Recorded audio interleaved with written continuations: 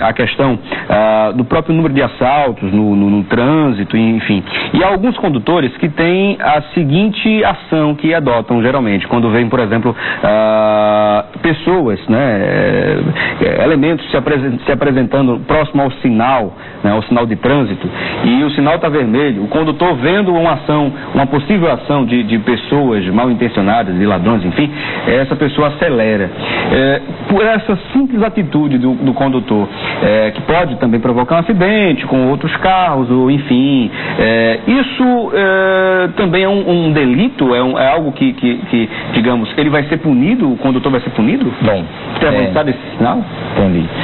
Primeiramente, só para reforçar o que nós viemos conversando no bloco anterior, só para deixar claro que o condutor ou o cidadão comum, ele não deve, como o doutor falou, fazer o atendimento, só em casos muito urgentes, né? E outro detalhe que a gente não acrescentou, que eu quero acrescentar, é sinalizar o local, né? O local do acidente, usar o triângulo do veículo lá para sinalizar para que o veículo que vai trafegar, ele não cause outros acidentes. Bom, agora falando na questão do assalto. O delito é ultrapassar o sinal vermelho. Então, qualquer que seja o motivo, o delito vai acontecer e vai ser autuado. Entretanto, o problema de segurança pública, é importante dizer, que é um problema muito maior do que o do trânsito.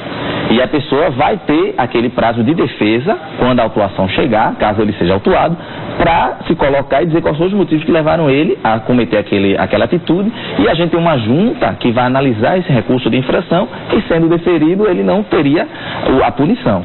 Mas ele vai ser autuado, porque o delito vai existir, mesmo que haja o risco à sua segurança, ao seu patrimônio. Entendo. Muito bem.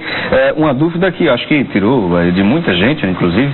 E temos também algumas outras participações pelas redes sociais. Eu queria só ler aqui, comentar, né? A Ana Sobral aqui, ela diz: Felipe, muito bom o assunto de hoje. Na verdade, os jovens não têm noção do perigo que corre com essas motos. Eu vejo cada coisa, eles parecem que não têm juízo e ainda colocam em risco a vida de outras pessoas. Um forte abraço e obrigado aqui a Ana Sobral pela participação. Uma coisa importantíssima que ela tocou, não é isso, Iveson? E também, doutor Paulo, o número crescente de jovens, né, de pessoas que utilizam moto e de alguma forma, né, por conduzirem de forma errada no trânsito, né, cometem alguns delitos e também pode provocar acidentes com eles e com outras pessoas. Geralmente, o que vocês têm observado, Iveson, em termos de infrações, né, que podem ser corrigidos facilmente? Pronto. Com relação ao condutor do veículo automotor, carro normal, carro de passeio, a principal infração é falar o celular, né? Então, isso é uma coisa que pode ser resolvida facilmente com uma mudança de atitude. Com relação ao motociclista, que é hoje o principal grupo de risco, aquele que mais morre, aquele que mais se acidenta... E a maior parte de jovens, né? É o que mais nos deixa triste, né? Isso a gente precisa refletir muito sobre isso, e a sociedade precisa tomar uma atitude. Por quê? As pessoas que estão morrendo, em geral, têm 18 a 34 anos, estão em idade economicamente ativa, estão produzindo, estão empregados. Então, eles deixam de arrecadar imposto, eles deixam de produzir para a nação e passam a custar para a nação. O IPEA diz que por ano, um estudo do IPEA, 40 bilhões de reais são gastos por ano no Brasil com custos derivados de acidentes de trânsito, incluindo internação, incluindo assistência pós-recuperação e tudo mais, pensões e tudo mais. Então, e até o custo da mão de obra, né, que a pessoa não para. Então, no caso do motociclista, que é um grupo de risco, o uso do EPI, o uso do equipamento de proteção individual ainda a falta do uso ainda é a principal imprudência. Então, deixar de usar o capacete, não usar um calçado adequado, fechado. A questão da viseira também, não é? A questão da viseira levantada, isso a gente vê muito, mas o capacete ele não evita acidente, a gente sabe, né? Claro. O que evita acidente é você mudar o seu comportamento, mas o capacete, ele pode salvar a tua vida, ele diminui a gravidade da lesão. Eu tive conversando com um colégio buco-maxilo-facial, um especialista de lá, ele falando que a principal lesão é de maxilo, porque quando o motociclista ele é jogado para o chão, a primeira parte do corpo que encontra o chão é a cabeça. Gera um impacto muito grande, né? Gera um impacto muito grande. E aí o capacete, ele pode proteger se for o capacete completo, porque nós temos vários tipos de capacete regulamentados e legais. né, possíveis de serem usados. Mas alguns capacetes não têm essa parte da proteção, né? Daqui do maxilar. E aí, quem opta por esse capacete por uma questão de conforto, de moda, pode estar colocando em risco a sua segurança no caso de acidente. E diminui bastante, né, doutor Paulo? Agora, do ponto de vista médico, diminui bastante as lesões quando a pessoa usa de forma apropriada esses EPIs, né, esses equipamentos, né? Com certeza. Então a gente pode dizer que as lesões mais frequentes em atendimento hospitalar, que como ortopedista a gente vê as lesões também, como falou de mandíbula também, mas as lesões de membro inferior, principalmente pés e perna. Por quê? Pés porque a maioria dos motociclistas não utilizam sapatos adequados, tá certo? O sapato é um sapato social ou muitas vezes sem sapato, tá certo?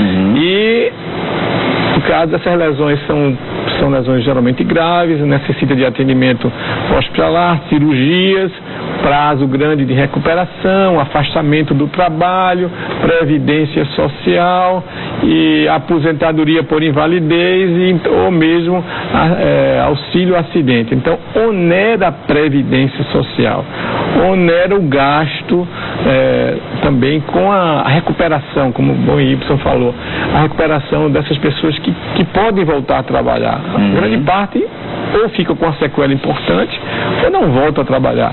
Então, se não faz o investimento adequado na prevenção, tá certo? Então vai gastar no tratamento e na recuperação. Então, não justifica o investimento na prevenção, né? Na prevenção de um transporte mais seguro. Então, veja aí houve um investimento em termos de fábrica. A gente vai ter a fábrica da Fiat aqui, em Recife, ótimo para o Nordeste. Mas será que a gente não vai ter carro de Fiat mais aqui? Daqui a pouco é a fábrica de ônibus, vai ter mais ônibus também. Então, deixa de investir nas rodovias, nas ferrovias. Então, a gente vai ter cada vez mais acidentes com motocicleta, cada vez acidente com motores. E o Detran vai ter que aumentar a fiscalização, né? As câmaras é importante, né? Tem ajudado bastante no trabalho do Detran, não é? E tem uma pergunta aqui interessante que tem a ver também com essa questão da fiscalização, Iverson e Dr. Paulo. O Santos Silva, ele diz aqui, gostaria mais uma vez, neste conceituado programa, de chamar a atenção das autoridades, que fiscalizem os postos de combustíveis que vendem bebidas alcoólicas, mas parecem bar, que vendedor de combustível, principalmente aos jovens que a procuram. Chama a atenção também, Felipe, dos desníveis na BR-101. É um perigo aos motoqueiros. Está aqui a participação do Santos Silva interagindo conosco, Iverson. Muito boa participação, quero agradecer ao telespectador.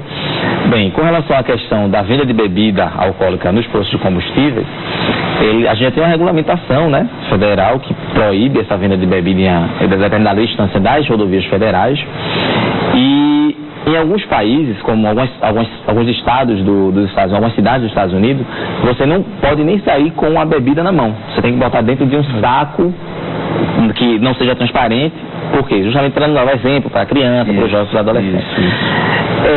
Mais uma vez, eu sou educador, né? Então eu milito nessa área da educação e eu tenho tido nesse sacerdócio a preocupação de alertar na sociedade para algumas questões que dependem mais dela do que da gente. Muitas vezes a gente aponta o dedo para o Estado e cobra do Estado uma postura, uma atitude, um investimento, e deve ser feito. Isso deve ser feito porque isso é exercício da tua cidadania. Mas algumas questões dependem inteiramente da gente. Por exemplo, o Estado precisou fazer uma lei para ensinar as pessoas a cuidar dos seus filhos, a lei da cadeirinha, conhecida como lei da cadeirinha. O Estado não deveria obrigar os pais a cuidar daquele que é seu maior tesouro na terra, mas o Estado precisou colocar uma lei para que as pessoas transportassem seus filhos com mais segurança, quando na verdade a sociedade deveria pedir ao Estado essa lei. O que eu quero dizer com isso? O que eu quero dizer é o seguinte: o Estado deve ser cobrado e tem sua parcela de contribuição para a melhoria dessa situação, mas a sociedade precisa refletir sobre suas próprias atitudes no trânsito. As pessoas têm reclamado bastante aqui, pelo que eu estou vendo aqui, a Esdete Pérez, não é? Esdete Pérez, o Flávio Alexandre de Souza e outras pessoas que estão comentando de igual modo, o tempo está indo embora, ela diz aqui, acho que para diminuir acidentes no trânsito, deveria ter educação de trânsito em matéria escolar. Só assim teríamos pessoas educadas no trânsito, ou aplicar multas pesadas que quando não mexesse no bolso, o povo fica mais esperto quando mexe no bolso. Em Cupira estamos no canal 25, Felipe, aqui assistindo ao programa Assunto do Dia. Um abraço especial a todos que estão estão acompanhando em Cupira. Tá aí uma coisa interessante, né? Vale a pena, a gente já debateu isso aqui, inclusive, em outras edições aqui do Assunto do Dia, e eu acho interessante, sim, se tornar uma matéria escolar, né? Cabe aí os governantes, né? Não é isso, doutor Paulo? Seria interessantíssimo, não é isso? Nós militamos nesse campo, tá? A gente, desde o início, tenta convencer o MEC a colocar isso como uma matéria escolar. Bom, eu queria agradecer a todo mundo que está aqui participando pelas redes sociais, né? 528 pessoas estão aqui participando, né?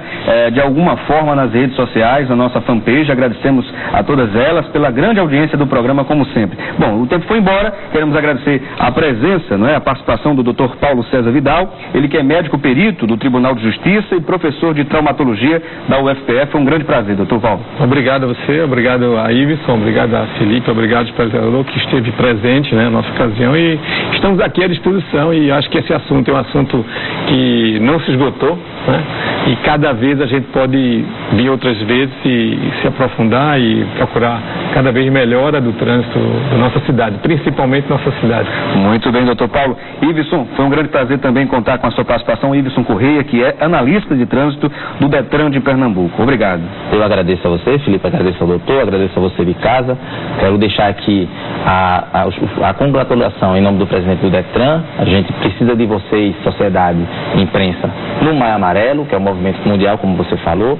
Quero deixar um abraço para uma telespectadora sua, chamada Cátia, que trabalha na área de gestão lá. Ela certamente vai estar nos assistindo.